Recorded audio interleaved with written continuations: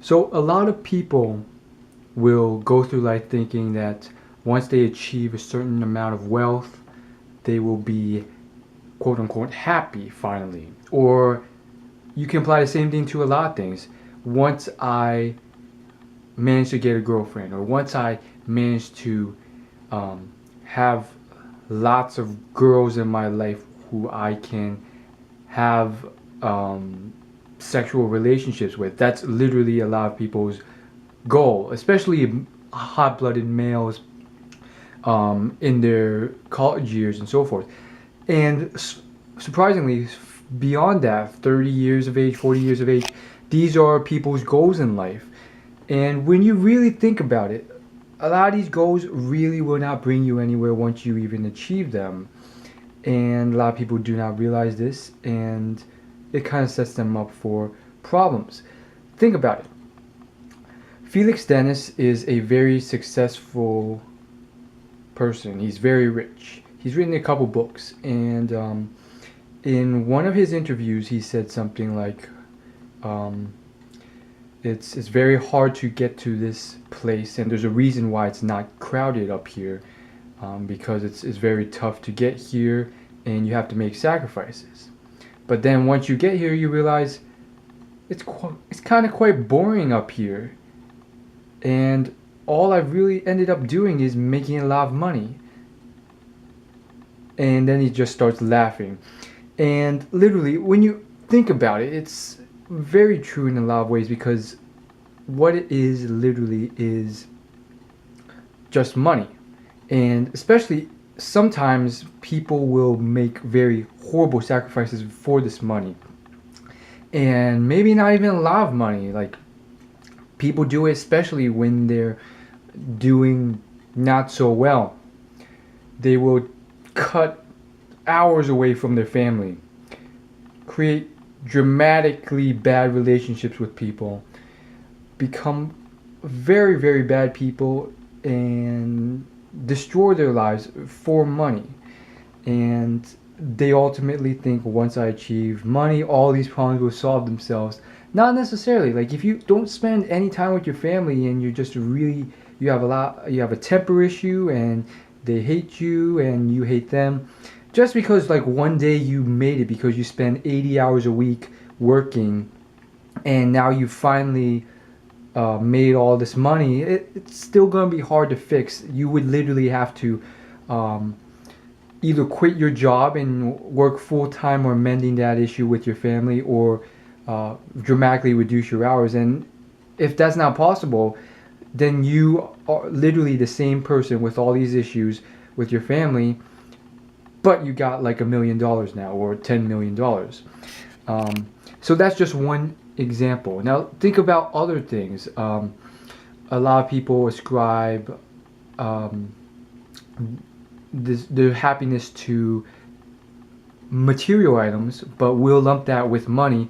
But others will ascribe it to, oh, once I get a amazing boyfriend, or once I get once I have, I don't know, intercourse with 10 girls or something like that, like something in effect superficial, because a lot of these things are in fact superficial.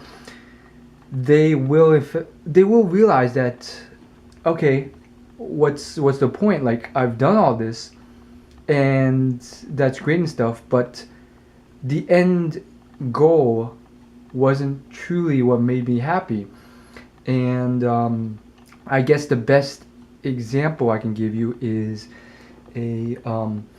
there's this one instructor, and he's a dating instructor, and basically he ascribes all the sexual encounters he's had after rebuilding himself as literally just jamming his thing into a lot of warm holes. Like, that's all it is at the end of the day. He obviously does it in a funny way, but at the end of the day, once you've done all that and accomplished all that, it is kind of eerie that, sure, to a certain extent, it will make you more satisfied, but you're still the same person afterwards, and all you have left at that moment are your memories of those instances, and that's it. Think about it. When you walk into a room, and let's say you've had you're very good with girls, or you've had a lot of sexual encounters with girls. When you walk through that door, it's not like you have all these medals showing that to people. People are going to judge you based off how you are right now. It's literally not like you can bring all the girls that you've either dated or slept with around with you. So they're going to judge you on that moment. So if you're a crappy person at that moment, that's all they're going to see. They're not going to ever see all these girls unless you literally jam the information down their throat, or like bring all these girls with you.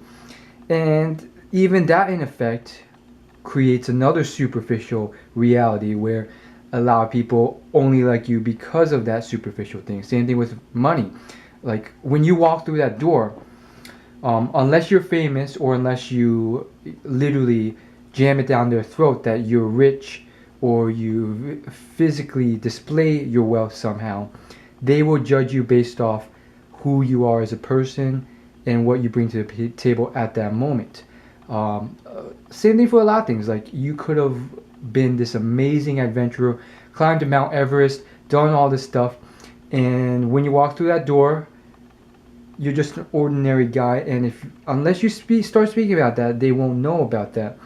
And obviously, there are some gray areas.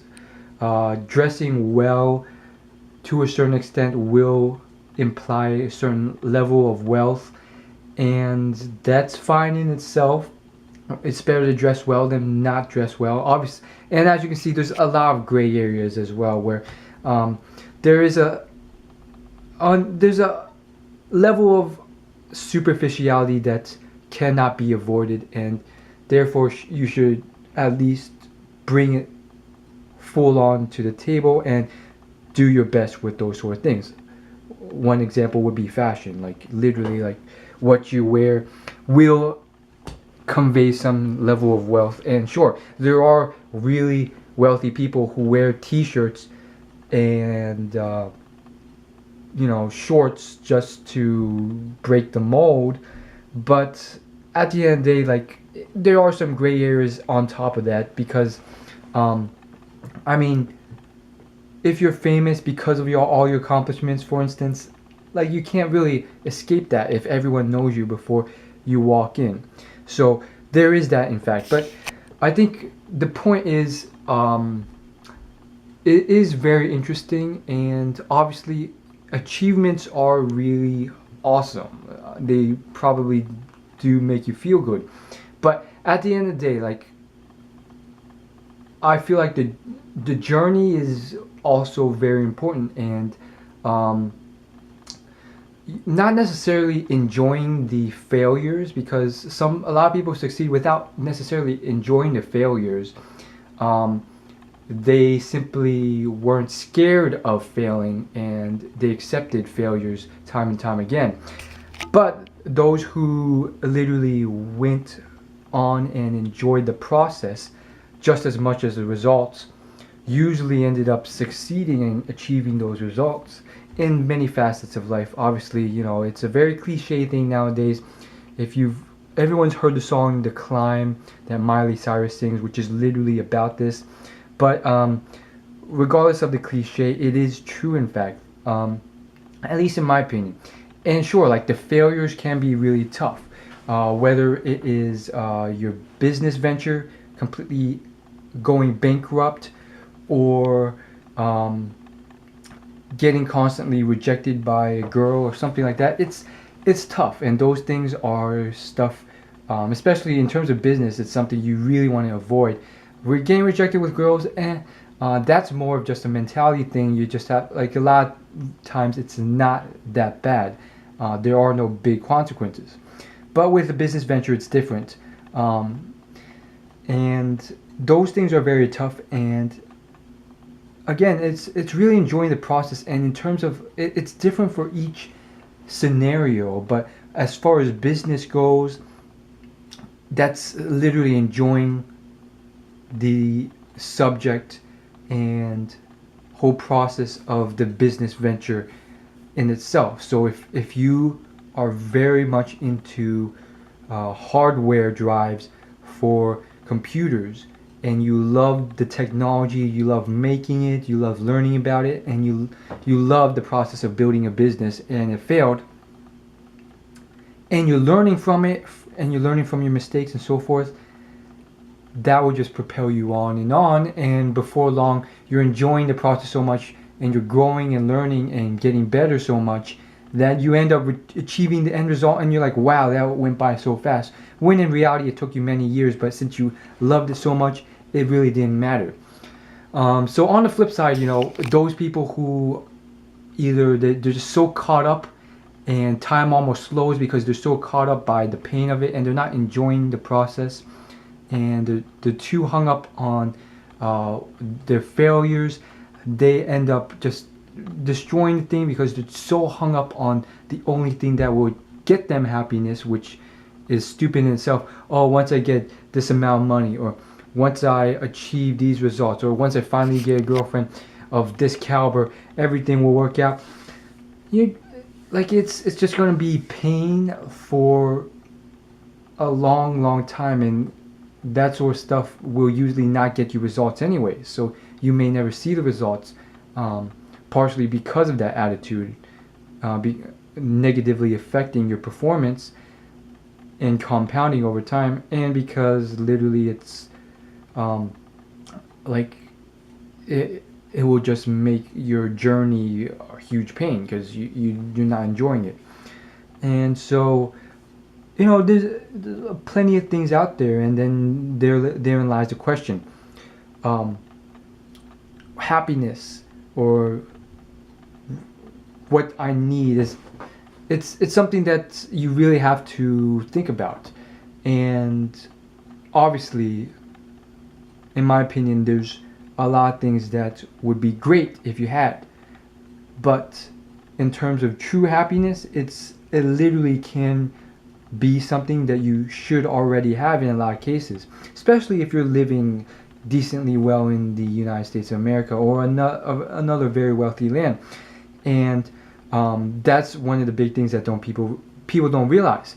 A lot of people do not have a lot of the requisites or prerequisites that you have in all facets of your life, from your clothing to the technology you have, to the house you have, to the environment you have, the entertainment you have, the places you can travel, the things you can do, just going to the movies and so forth. All these requisites that you take for granted, a lot of people don't have, and yet they are happier or happy and you are not.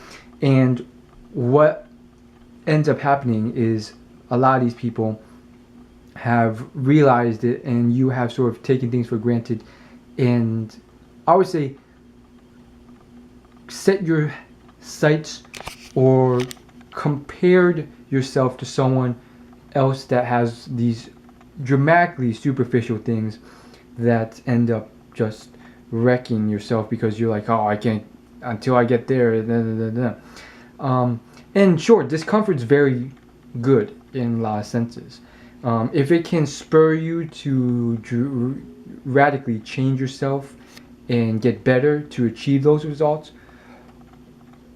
all the more power to you, because without that discomfort and without that satisfaction and that little bit of unhappiness, you would never strive for that, and you would remain in this sort of stasis of it's good enough. But I personally think the most healthiest and most productive and most successful attitude is the sort of I'm very grateful for what I have, but it would be really awesome if I can achieve that, and I'm going to enjoy the process of getting there. And I welcome the failures, because I will learn from them and get better, and one day reach my goal.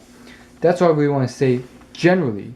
And I guess I want to top the whole thing off with probably the one big question I feel like most people would ask after listening to all this, which is literally, okay, so money is superficial, and this getting girls is superficial. What exactly is not superficial then? And I think this is a very philosophical question, and it can't really be answered because it's subjective. A lot of people differ in their opinion of it, but I think a lot of different people in our species ascribe different things. Some of them superficial, some of them not, and some of them, I was going to say a lot, some of them achieve what they ascribe their happiness to be, and they're content.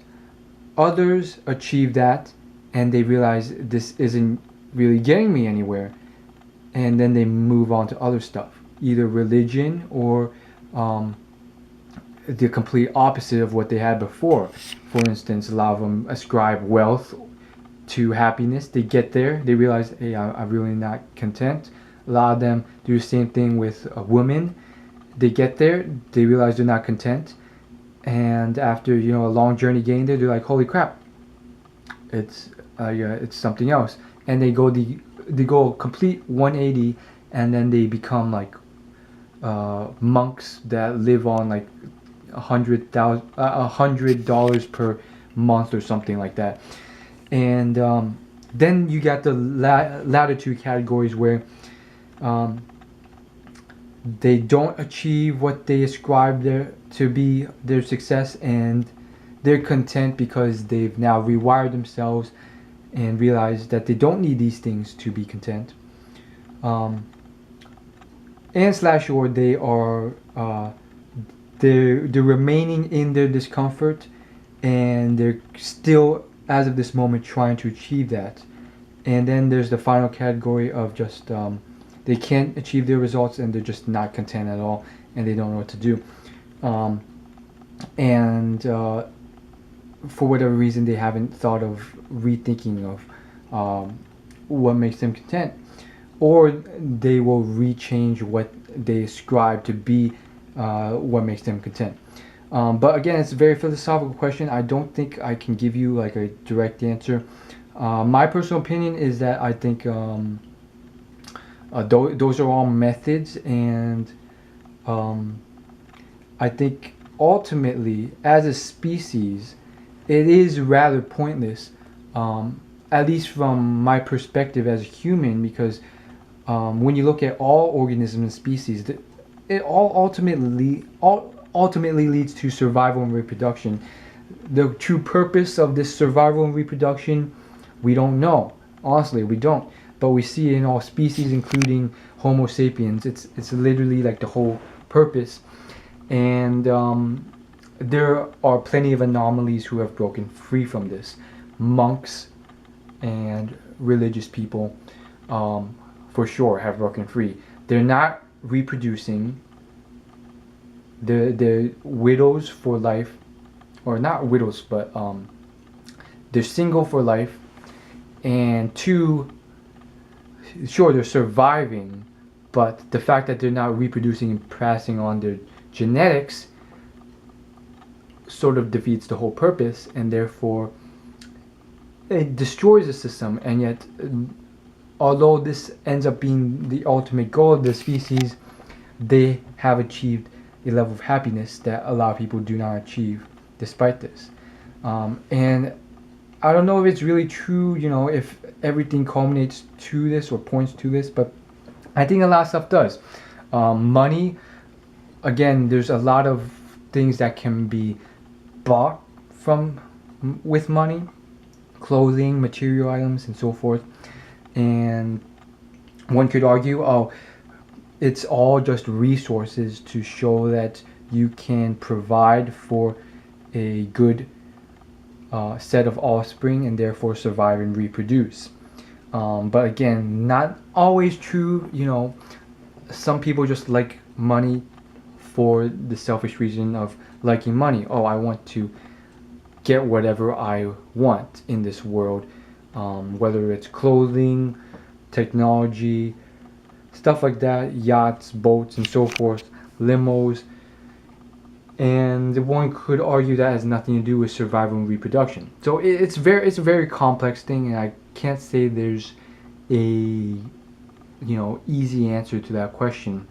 I would just conclude by saying it is all very strange, but the one thing I do know is I have seen quite a few people who are quite happy to varying levels and varying different ways because of their personalities and all their past experiences.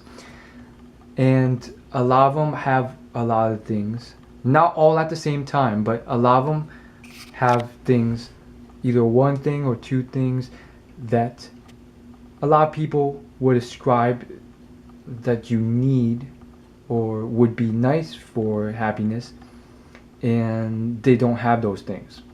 So to be a little bit more concrete, I'm sure you've seen someone happy, laughing, running, jumping in the air, and they're not millionaires, they're not rich, and that's something to think about. So that's all I really want to say, and I guess this whole video was inspired by a little short clip on YouTube by Felix Dennis, and he's written a few books, and basically he is a very rich person, and yeah, it's all about that first quote I mentioned at the start. He was literally like, you need these sort of things to make it to the top 1% in terms of wealth. You need to be able to believe in yourself when others don't, and you need to make sacrifices. And then he was literally like, but then once you get up here, you realize all I've really done is make a whole lot of money. It's actually quite boring up here and kind of empty. So he made that little joke, and that's what spurred me to think about it, because it like, again, it makes a lot of sense. Oh yes, I forgot another instance of this. A lot of people have problems with females, and I know I did, especially in college, and I would say stuff like, I mean, I wouldn't say stuff, but I would think like, oh, it would be so much greater. I'd be so much happier with girls in my life. Sure, I probably would, but to go too far with that, and I'm sure a lot of people would go this far. I don't think I went that far, but to go so far as to think, once I have, once I get a lot of success with girls, multiple girls, everything will be perfect. That's ludicrous. Same thing with money, same thing with money. And the example I was going to give, which I forgot until now, was there's this one guy, another person I know, and not personally, but I know him, and he has had 700, 800 plus partners as a rough approximation. And he literally, there's this one statement he made that I won't forget. He was and it's somewhat vulgar. I hope I remember to put the 18 plus disclaimer on this video, but he said, after all of it, it was a lot of meaningless effing. I'm not gonna say the last word because I don't want to curse, but you get the message. And he said another thing that was quite interesting. He said a lot of it was more harm than good. And I'm paraphrasing, but it was kind of cryptic. And I think what he meant, he elaborated a little bit. He said like the feelings and mind games that were involved, and the STDs, it wasn't worth it at times. Although he did mention that despite all of it, he did have a lot of fun throughout. So it is very interesting in itself, and I think ultimately, like, there's two real avenues that I think are the healthiest and the best ways of tackling such issues. The first is a level of discomfort to spur you to achieve that result, but enough comfort so that you don't go crazy not achieving those results for a long time. And obviously, the right mentality to be able to learn from your mistakes and grow and better yourself to eventually get to your result. And that's one pathway. The other is a different one, which is literally letting go of that and realizing you don't necessarily need that to achieve that level of happiness or comfort or whatever.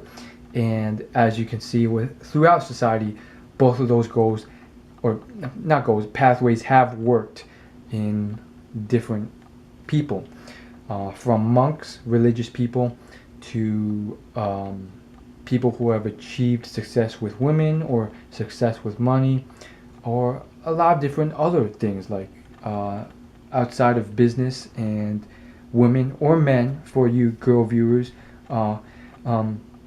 there's other things like a professional tennis player, the same sort of thing, or professional physicist. And I think all those people have ultimately either achieved their goal or realized that there's plenty of other things that can bring them there. Maybe the physicist or tennis player realized he couldn't make it and ultimately accepted his physical limitations and found happiness teaching the sport or the subject. And